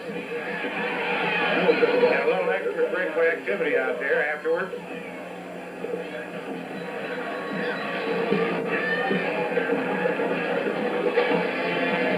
10 seconds showing on the clock. The officials conferring to make sure there was too much time. Well, it should have been because there was 38 seconds. It was down to 10. That's 28 seconds. 28 seconds. So that should be a delay on Permian. I'm pretty good at that. Something there, as we said, a little extracurricular activity. Players from both sides went over afterward, shaking hands, making sure that everything was all right. And Don, did you look at this rivalry, despite the fact it's only the 4th game these teams have played, very intense, yet always fair and always a good rivalry. Well, it really has been. It really, really has been. I think both coaches do an outstanding job of teaching their young men to play the game of football, but not letting them forget that it is a game of football. Permian pushed back to their own 49-yard line, and time has expired in the third quarter. After 3 complete from Rattler Stadium, the Permian Panthers will head to the final 12 with an 18-7 lead. This is a Super 7 Sports production. Efficient. The score is 18-7, of course. Permian now has 3 penetrations to 1 for Lamar, 16 first downs to 8 for Lamar, 271 yards to 130 yards. So Permian gaining each and every quarter in the statistical department. Permian starts 1st and 15 from the 41, up the middle. Jim Brady makes the stop that time for the Vikings on Timmy Ruff. A little inside handoff type thing that time. Watch this. It's almost a reverse action coming back on the inside, and he found some nice little crease there. Picks up a good carry, about, 7 yards? Picks up 7 to the 45-yard line, where Permian will have it 2nd and 8. The Panthers have kept the ball on the ground this drive. They started from their own 42. They're out to their opponent's 45. Case puts Williams in motion. Case on the draw to Hamilton. Hamilton breaks one, spins away, and goes down courtesy of Carl Mitchell. Boy, I tell you what, he was just one man away from making a ton of yardage that time. Defensive backs had turned their back on the ball game. They were headed downfield. Pancake block on the man over on this side, and he was just one man away from making lots of yards. Under the 11-minute mark. 3rd and 7 for the Panthers.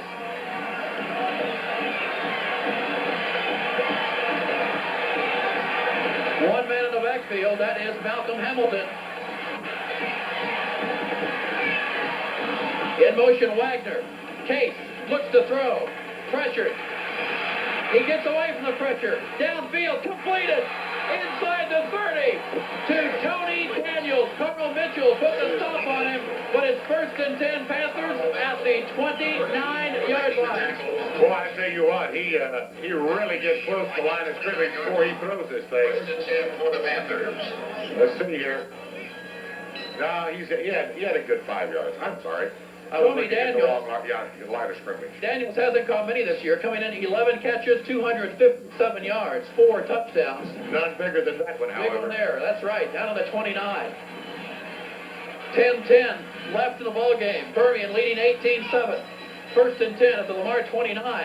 Up the middle, hit hard by Carl Mitchell, right in the middle. It makes John Williams pay for that run. Carl Mitchell and Mike Davis both in there on that stop, and I mean, they hit him. No gain on the play. Oh, Davis is the one that hit him. Mitchell comes in last. Davis is the one who stood him up. Mitchell just finished off the 5. The ball remains at the 29. Will Wagner is tight left. Tony Daniels tight right. Pitch comes out to Malcolm Hamilton. Hamilton inside the 30, inside the 20, pushes his way down to the 17-yard line. First down. Eric Starks. Another big first down. Another big first down. Well, this time, Malcolm Hamilton gets the wheels rolling, and he does outrun him around the corner. I mean, the same 2 guys chased him that have caught him a couple of other times, but he gets rolling this time. Out sprints him to the corner. Billy Coates held all of Malcolm Hamilton that time. I'm beginning to see what may well be a sign of fatigue with the Arlington Lamar defense. They've been on the field a long time, and this is a punishing type ball game, and I think we're starting to see some tired people out there. 1st and 10 Permian at the Vikings 16-yard line. Case. Hamilton.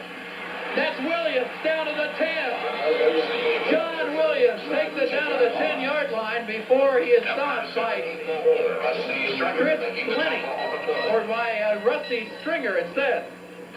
I tell you what, Hamilton does a great job of just finishing off this run. I mean, he's hit right here. He's going down, and he knows it, and Williams just keeps pushing. My spotter is insisting that I call him Williams instead of Hamilton. I don't know why, just because that's his name. The ball just inside the 10. It'll be 2nd down Permian and about 4. 8:45 left as the Panthers try to increase an 18-7 lead. Power I up the middle, Malcolm Hamilton. He has the first down, I believe. Jim Brady stops it. He's very close to a first down. It's either 3rd and short or 1st and goal. It's going to be 3rd and short where they're marking this ball down. They're saying he's down about the 6.5-yard line. He needed the 6. But if you're looking for a definition of 4-down territory, you just found it. Yeah, definitely 4-down territory here. Of course, a field goal would make some difference because that would make up the 3 extra points. It would make it a 21-7 game, so it would have some value. 3rd and short for the Panthers at the 6. Case Hamilton has the first down as he hurdles his way inside the 5. Down to about the 2-yard line this time for Hamilton as he just goes hard into it, then flips over. Watch this. He just dives over to pick up that last yard or two. Permian does not have to worry about 4-down territory. It's first and goal mojo at the 2. I'll tell you what, the Lamar Viking fans are not giving up yet, and neither has this ball club. But a score here makes it really, really tough for them to come back. Stormy Case. Malcolm Hamilton. Case keeps it. Case They're going to kept mark the him down on football the into shy. 6-inch line. Again, another good fake. It looked like Hamilton had the ball, but Case went around the left side. Well, Second and goal. The world is going to stop Mr. Hamilton this time. I mean, there are more gold helmets there, and the one man on the outside was waiting for Matt Case. Smith, he was going to make sure they didn't do that same play that Permian scored their second touchdown on. There you see how close Permian is from adding 6 more. Second and goal from the 1-foot line. 7 minutes to go in the game. Stormy Case, Malcolm Hamilton, and that's a mojo touchdown. Only 24. Well, at this point, I think they'll kick it. Malcolm Hamilton, his 3rd touchdown of the day. And in a game in which Sean Walters was touted as the big stud running back, it has been Malcolm Hamilton, which has done the job for the Permian Panthers.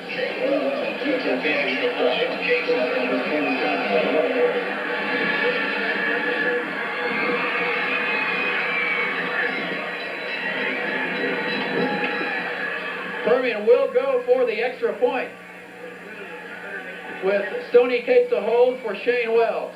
Okay, we've got so far in the ball game, Hamilton with 118 yards and Williams with 124 yards. So 2 backs well over the 100-yard mark already.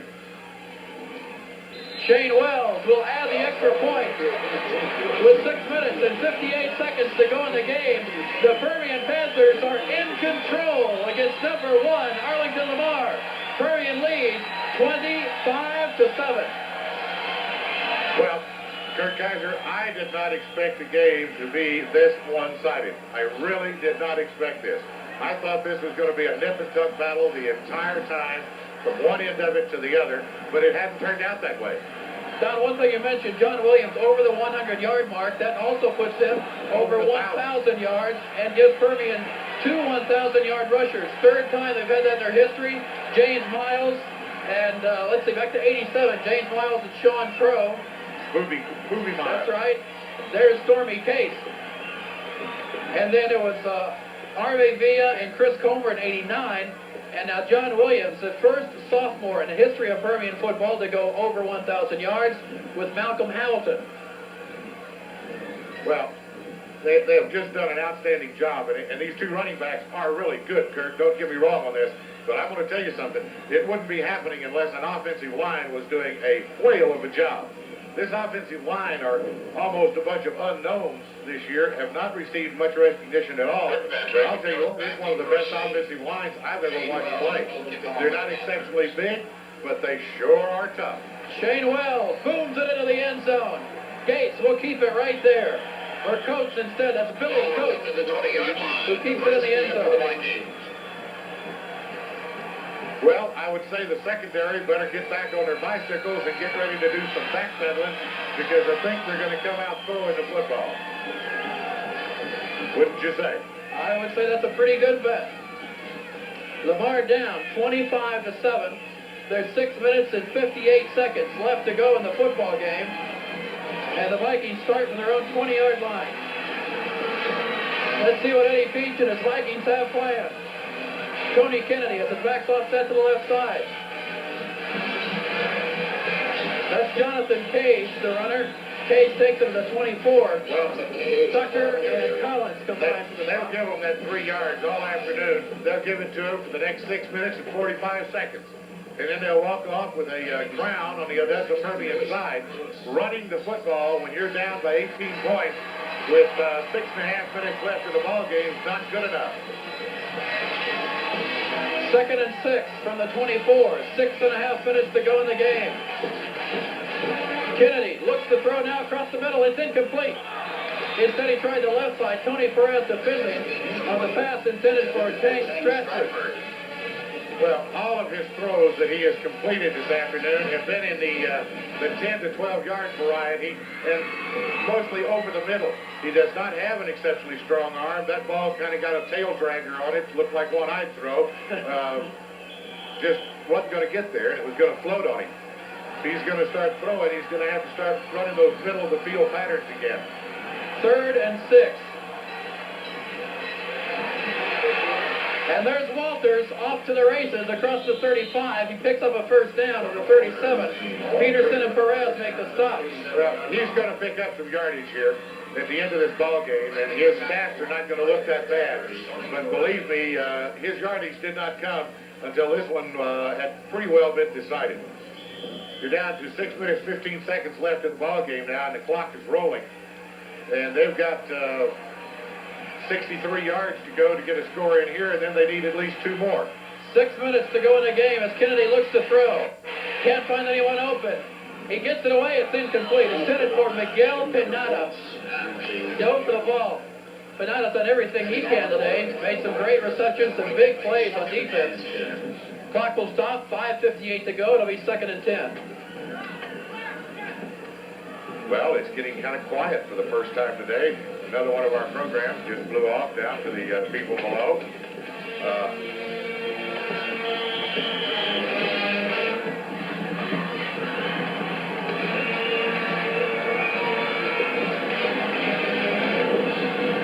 Second and 10 from the 37.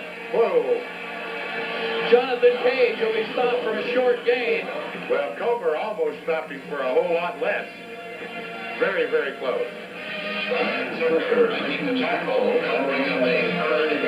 Brian Tucker making a play right there. The clock will run. There's 5.5 minutes to go in the game.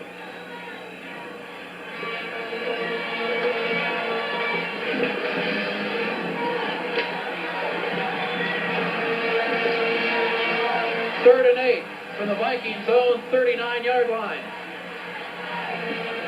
Kennedy to throw. Looks downfield. Can't find anyone. He's hit and down behind the first down marker. Bubba Jones makes the stop. And the Vikings will have to punt again. Everybody got in on this one. Well, you almost have to punt. There's still almost 5 minutes to go in the ball game, but you've almost got to punt because you're so deep in your own territory. Don't dare turn it over to Permian here, but I would be extremely alert for some kind of a fake punt. The clock moves with 4:35 and counting left in the game. Permian looking for the fake also. Will Wagner hasn't even dropped deep. Partridge will get the kick away. Wagner will let it bounce, and it'll be down at the 30-yard line. 4 minutes, 20 seconds left in the game. And the Permian crowd is starting to celebrate what looks like another playoff victory. Well, Kurt, as I said before, I expected a whole lot closer ball game. But the one thing we had talked about earlier in the week was, did Permian have was Permian going to have trouble with the speed of Arlington Lamar? Well, Arlington Lamar's speed is the thing I think that has hurt them. They do not have that great defensive speed that it takes to contain the Permian Panthers offensive unit. Permian will start from their 31-yard line. 1st and 10. Leading 25-7. John Williams. Well, Across the 30 to the 34. That was one of those OB turns. As he started out wide, watch this, he starts out wide, there's a Viking sitting there dead set in the hole, and he said, oop, OB, let me go this way. And he picked up a few yards there. Made something out of nothing. Made a little something out of nothing. What a gutsy performance by John Williams today. He comes in well under 100% due to an automobile accident, and he's had a big, big day. 2nd and 7. Pitch comes to Malcolm Hamilton. Hamilton across the 35 to the 37. Well, the Permian Panthers pick up a first down here, and Lamar's chances will be diminished considerably at that point. Hamilton, the ball carrier. They just keep grinding it out here. They pick up another first down, and it's going to be down to about a little under 3 minutes. It'll be 3rd and 4 for Permian. The clock shows 3 minutes and 10 seconds left right now, and it's still going. The Vikings and Panthers both have all 3 timeouts remaining. Will Wagner will come wide to the right side. It's a power I behind Stormy Case.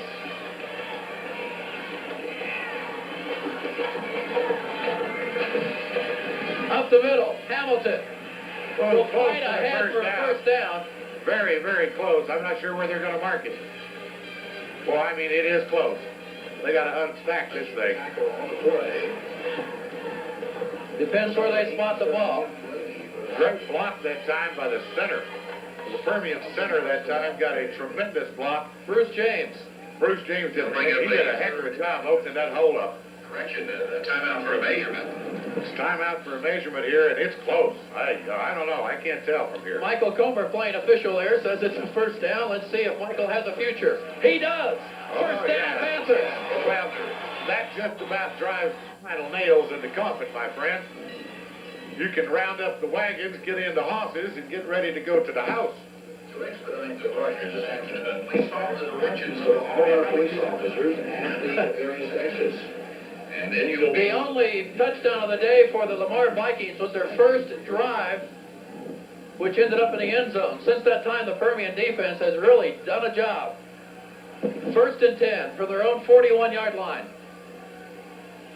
John Williams behind a nice block. Williams, stiff arm. Williams across the 45 to the 48-yard line. Keeps the clock running as he went down inbound. Miguel Pineda, Jesse Copeland make the stop. Going to set up a second down at about 3. And as John Duncan just told me, this game is on ice right now. It's been on ice since before it started. They played it on ice. 2nd and 3 after a 7-yard pickup for Williams. There's 2 minutes to go in the game.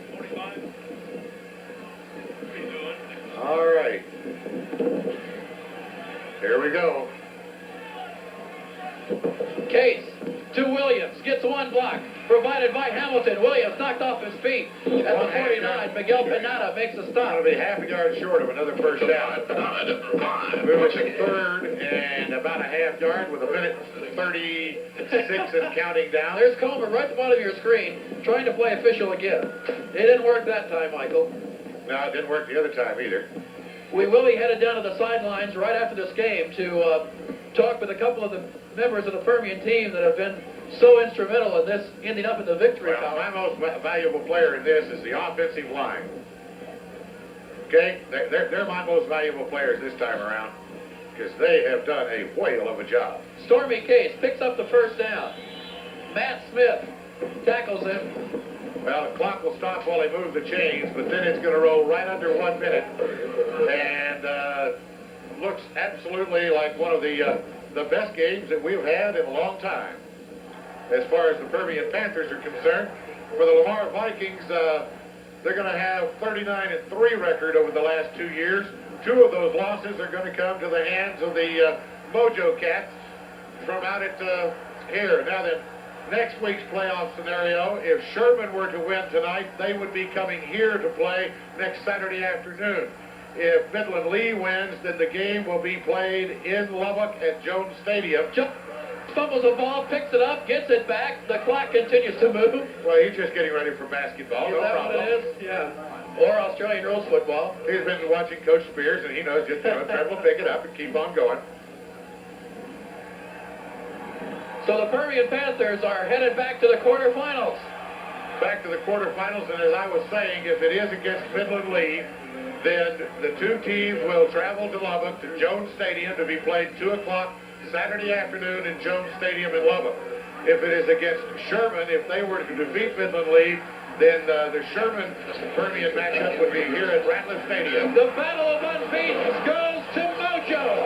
The Permian Panthers are still unbeaten, 13 as they head to the quarterfinals. They have ended the season for the #1 Arlington Lamar Vikings. The final score, Permian 25, Lamar 7. What is the saying? And the first shall be last? Is that what it is? Yes. Well, the first shall be at least second. They're left out of the playoffs. We'll be wrapping it up here in just a moment. First, we'll be going down to the sideline with Kurt Kaiser. Give him just a moment to get downstairs, and he will be talking to our players of the game. This is Don Scott. I'll have some final stats for you in just a moment. At Ratliff Stadium as far as the Mojo are concerned, because they have advanced one more step into the quarterfinal round of the playoff game. Kurt Kaiser's down on the field with two young men who had a great deal to do with today's ball game. Kurt? Don, there's several guys we could point to as key parts of this Permian victory. We're going to visit with a few of them right now down here on the sidelines. First of all, with Will Wagner. And Will, an exciting victory for you guys. Everything went your way, it seemed. Yes, sir. Our defense was outstanding. You know, we held Sean Walters, and then our offense was just clicking. We got those big runs when we needed them and just kept pounding them. Now, passing-wise, when you guys needed the pass there, and especially in the first half, it opened up. You had some very big catches. One scary moment, though, with that injury. Tell us about that. Well, I got hit real hard in the neck by Tony Daniels, and my arm just went numb and had a burning sensation around in my elbow. But, I mean, once I worked it out, I'm fine now. Yeah, Once I worked it out, I'm fine now. Yeah, I was going to say, it's not burning now. You're feeling pretty good about this, aren't you? Yes, sir. I feel great. I mean, I'm cloud nine right now. Was there that added incentive because they've been #1 all year? Did that really pump you guys up? And this crowd, of course, behind you? Yes, sir. Our fans are the greatest, you know, and with them being #1, they give us a hype. But when they started talking, saying some negative things about us, they just got more hype. And so we came out here, we were ready to play, and we took it to them.